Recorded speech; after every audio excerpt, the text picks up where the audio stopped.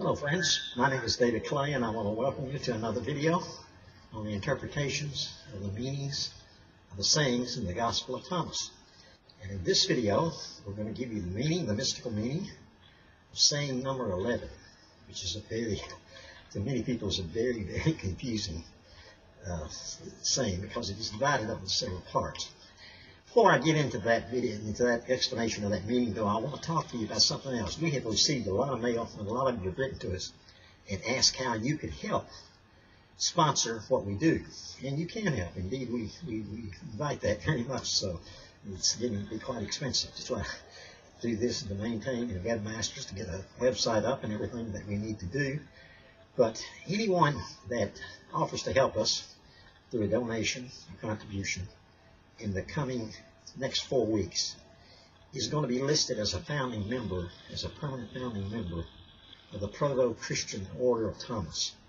Now, what do we mean by Proto-Christian? Proto-Christian means a Christian that was a Christian during the first time of Jesus, when he was original, during his first ministry, before it was turned into a religion by man, into the Christian religion, into an organized religion.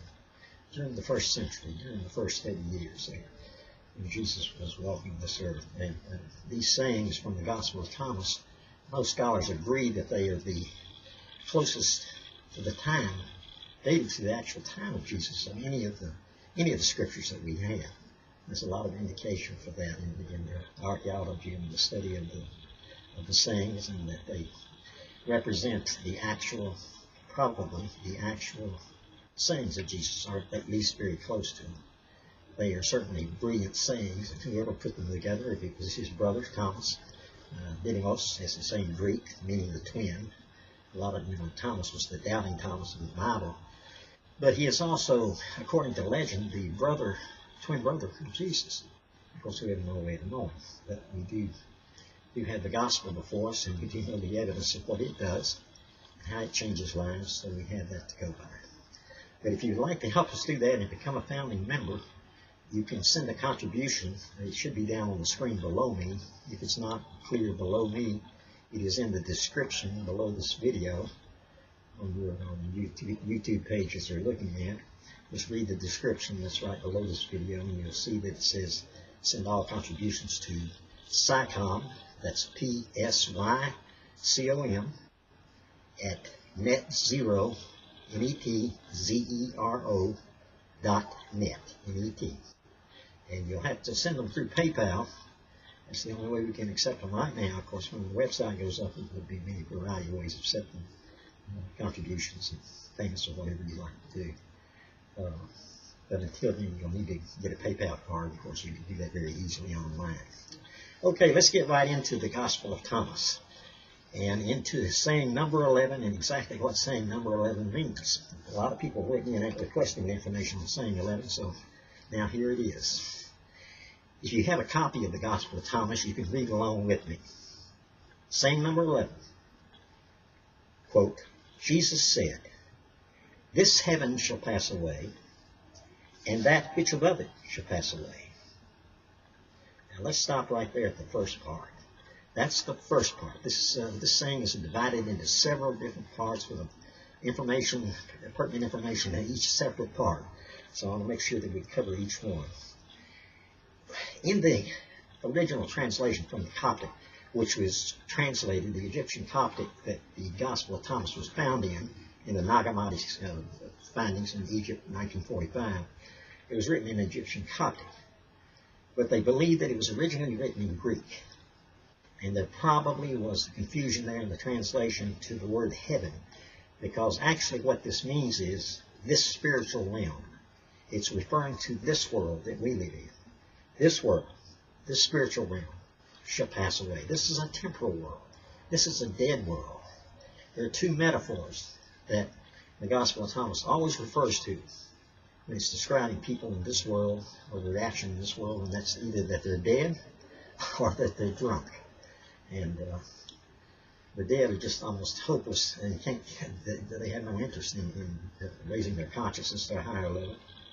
And the drunken, they will sober up on these things, as it says in another saying, come to their senses and raise up in consciousness. and become enlightened, go into the light, so to speak.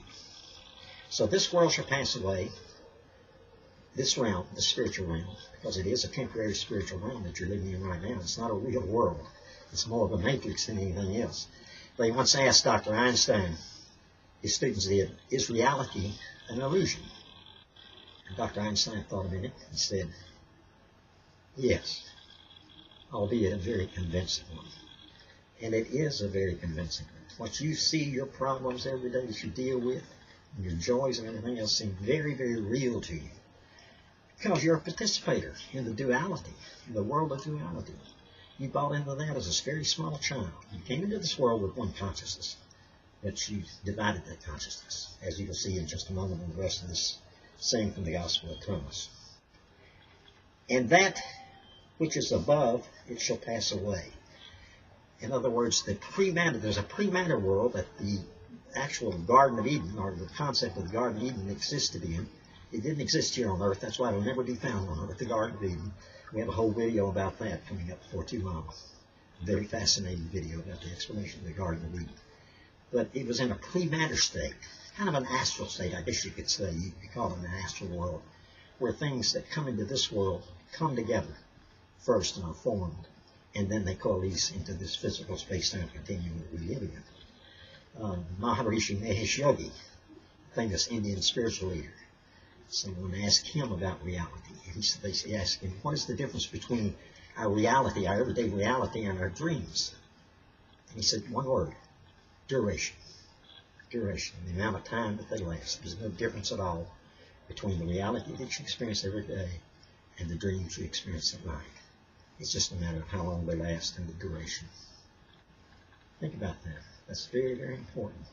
Because getting a handle on this, understanding this, raises and elevates your own consciousness to a higher level.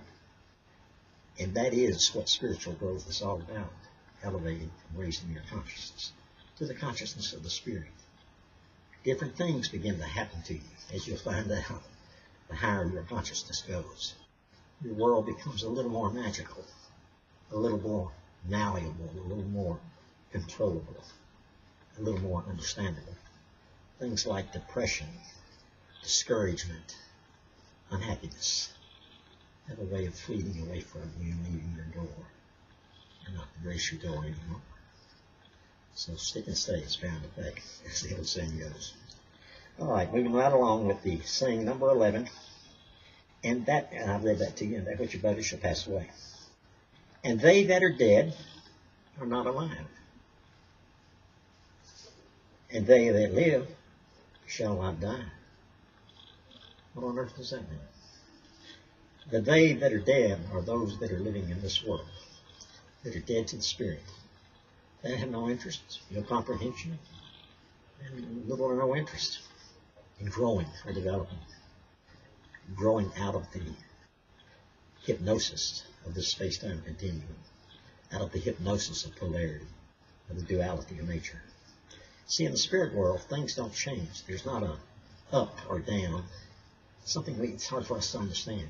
There's not a good, there's not a bad.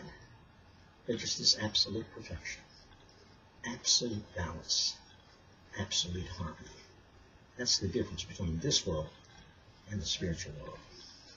And as you move closer in consciousness, you move yourself into that world. There's a route that we can take back to the Garden of Eden while we're here on earth. We have a whole video coming up about that.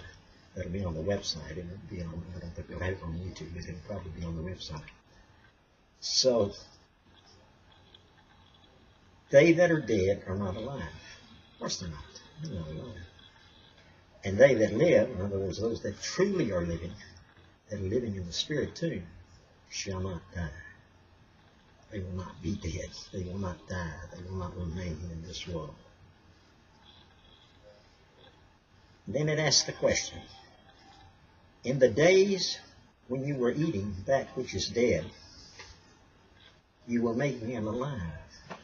When you subscribe to and believe in what's really happening to you, as it's really happening to you in this space-time continuum, and you put so much faith in the reality of it, whether it's your problems or whether it's your joys, whatever it is, it's all temporal in this world.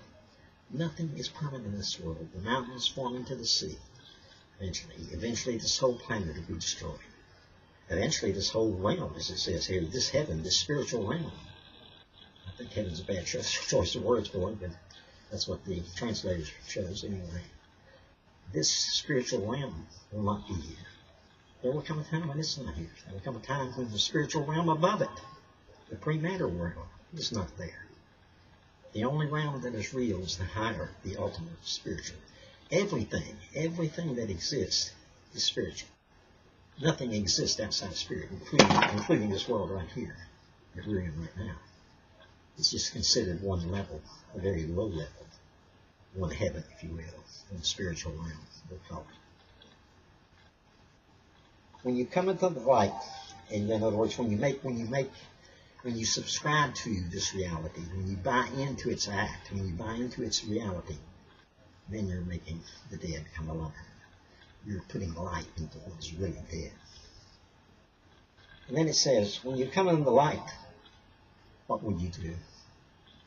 In other words, when you come into understanding, when you do eventually come into the understanding, you look back and you see all that was wasted, how useless, how futile it is, the things of this world. Not that we shouldn't participate in this world, be very active in this world, and shouldn't achieve things in this world. This world is a world of belonging. It's a world of contrast and comparison.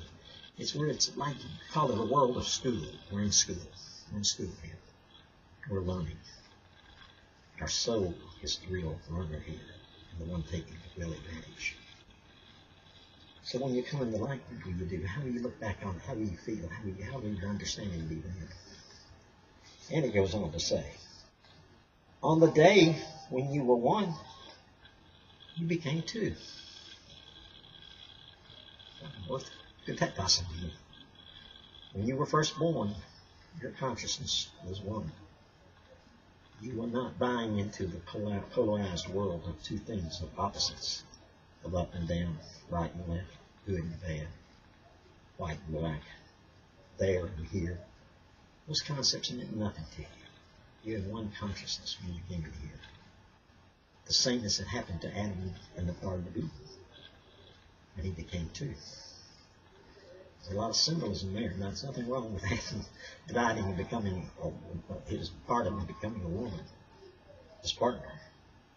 That's what's needed for the space-time continuing to exist and to make sense of this world. But he became two, and he had an understanding of two. The concept of two is repeated again and again, one versus two, throughout the Gospel of Thomas, and it always means the same thing. It's comparing the world of universal one consciousness, the consciousness of God, one consciousness that we all share, that we all are, ultimately one being expressing itself in multitudinous ways in different incarnations. But ultimately we're one. If you hurt someone else, you're ultimately hurting yourself. We don't understand that because that makes very little sense in this world. But as you grow in consciousness, you also grow in understanding. You grow more and more into the light, as it says. And with that comes a higher state of consciousness. And with a higher state of consciousness, a whole lot of things begin to change in your world. Believe me. This is where organized Christianity has missed the mark. They made this thing into a being saved and born again and all kinds of rituals and things that has nothing to do with anything ultimately in reality. What you have to learn and what you have to do, the ultimate goal, is to grow in consciousness, to grow in awareness, to grow towards the Christos. The Christos is the same Greek. The word Krishna in Sanskrit, Hindu God, and Christos, they're very related. Meaning God, the God dwelling in man. That's what it means. God dwelling in man, the Christos. And that was the message Christ came to tell us. That we all could become the Christ. Become the Christ consciousness. That is our goal. That is what we should be trying to achieve is there. Is to grow into the light, into understanding, and into the Christ consciousness. That's the secret to everything. Everything spiritual. It's real simple. Nothing complex about it. You know, we don't need to be baptized. You know, these are all symbolisms. You know, symbols are great things, but a lot of them are constructed by the church. put in the Bible. The Bible is one of the most manipulated books by men that are less than spiritually inspired men that I could possibly imagine. But it's odd, though, when you read it, the truth still somehow comes through. That's the most amazing thing to me. There's a period in my life when I come completely, when I was in college, against Christianity and started studying Eastern religions, things like that. When the spirituality was real, I just didn't believe what I was raised in. But I've always had the desire to justify Christianity somehow, and this, through the Gospel of Thomas and other parts of the Lost Gospels, books that were outlawed by the church, and I can understand why the church didn't want them outlawed, because they give a completely different message. That you don't need a priest or a preacher between you. You don't need a church between you and your relationship with God. You have a direct relationship with God. And the higher you go in consciousness, the closer that relationship becomes.